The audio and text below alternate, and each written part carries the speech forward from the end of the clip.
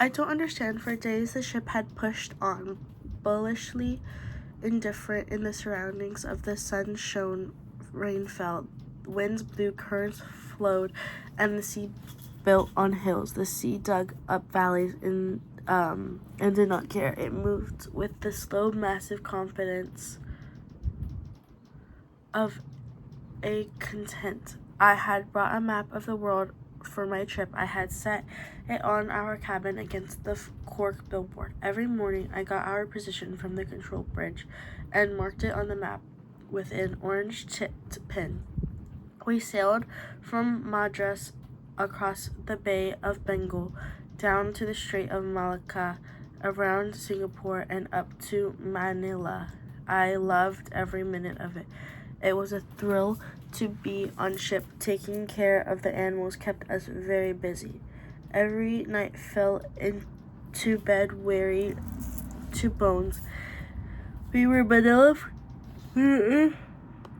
Manila for 2 days, a question of fresh feed, new cargo, and we were performing a routine maintenance work on the engines. I paid attention only to the first two.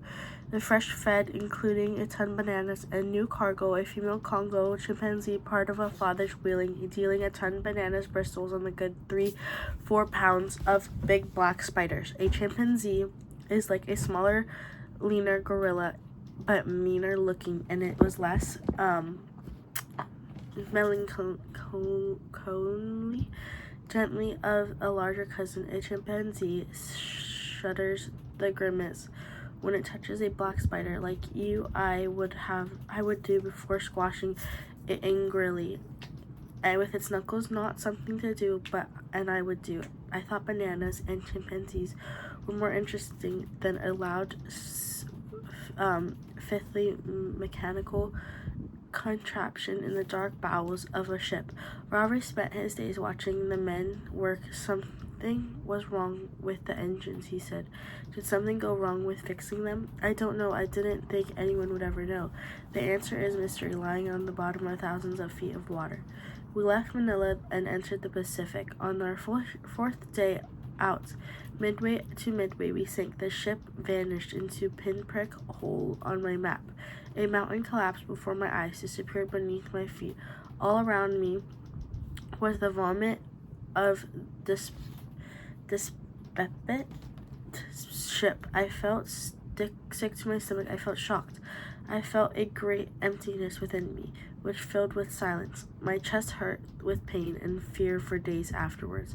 I think this was an explosion, but I can be sure it happened while I was sleeping. It woke me up. The ship was no luxury liner. It was grimy, hard-working cargo ship, was designed for praying passengers for the comfort. There were all kinds of noises at all the time.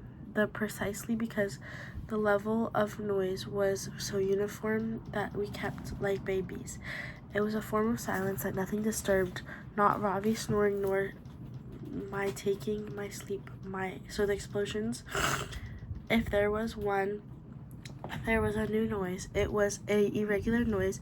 I woke up the start as Ravi had burst the balloon in my ear. I looked at my watch, and after 30 mornings, I leaned over and looked down the bunk below. Ravi was still sleeping. I dressed and climbed down. Normally, I sound sleeper.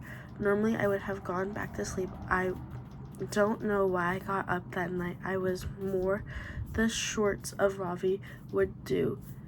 He liked the word beckoned. He would have said, adventure beckons, and would have gone off the prowl around the ship. The level of noise was back to normal again, and the different quality, perhaps muffled maybe. I shook Ravi and said, Ravi, there was a funny noise. Let's go explore it. He looked at me sleepily and stood his head and turned over, pulling the sheet up to his cheek. Oh, Ravi, I opened the cabin door.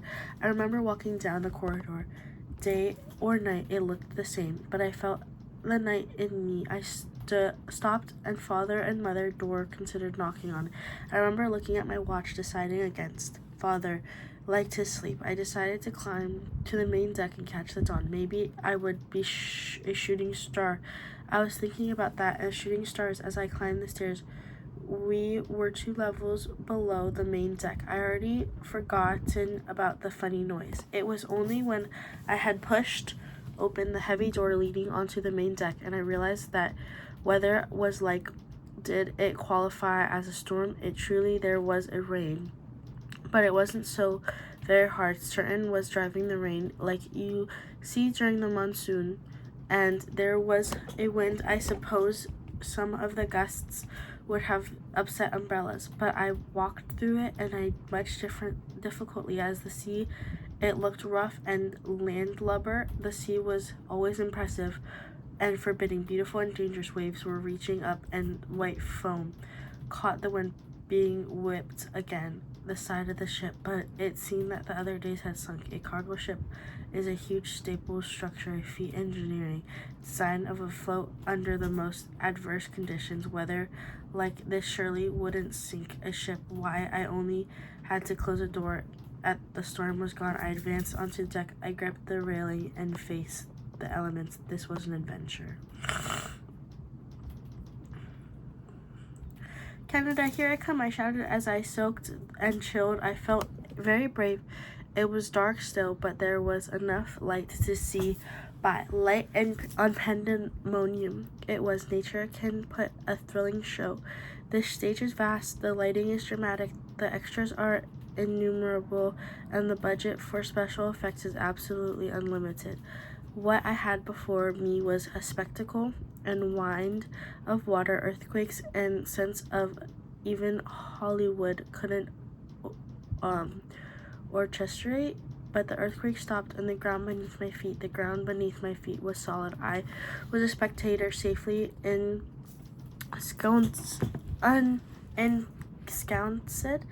in his seat. It was when I looked up at the lifeboat and the bridge cattle and started to worry. The lifeboat wasn't hanging straight down.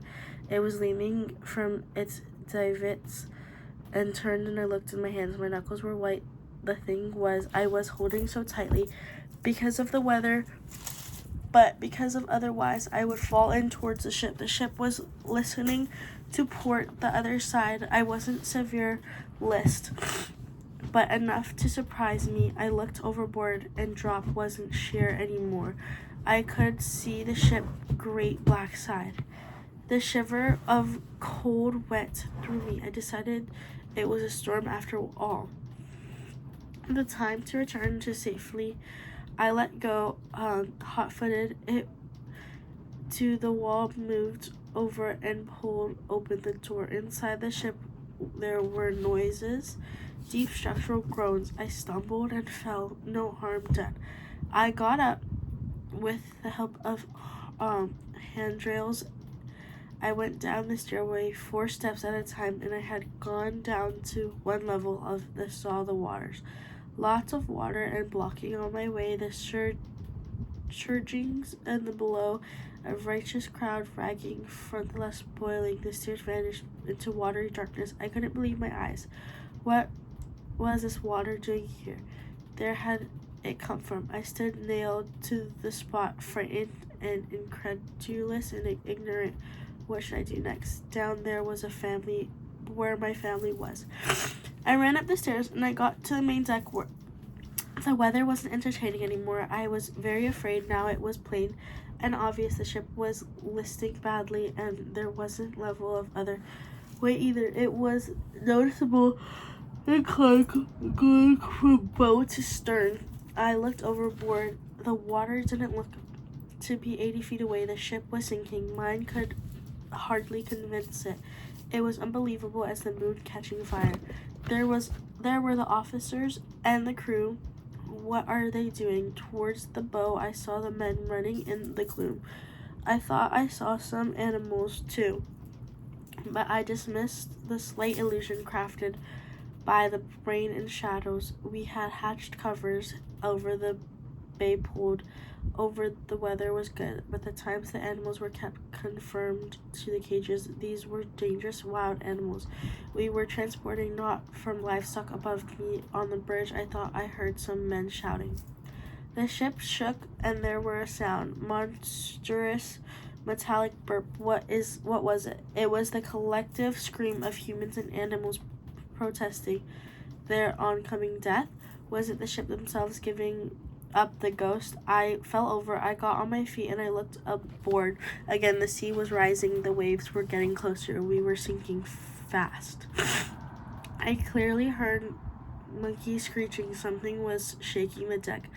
A Gorin Indian wild ox exploded out of the rain and thundered by me, terrified, out of control. Bursek, I looked at it, dumbstruck and amazed. Who in God's name had let it out? I ran for the stairs to the bridge. Up there was where the officers were, the only people in the ship who spoke English, the masters of our destiny here, the ones who would right or wrong. They would explain everything. They would take care of my family and me. And I climbed into the middle bridge. There were one of the starboard sides.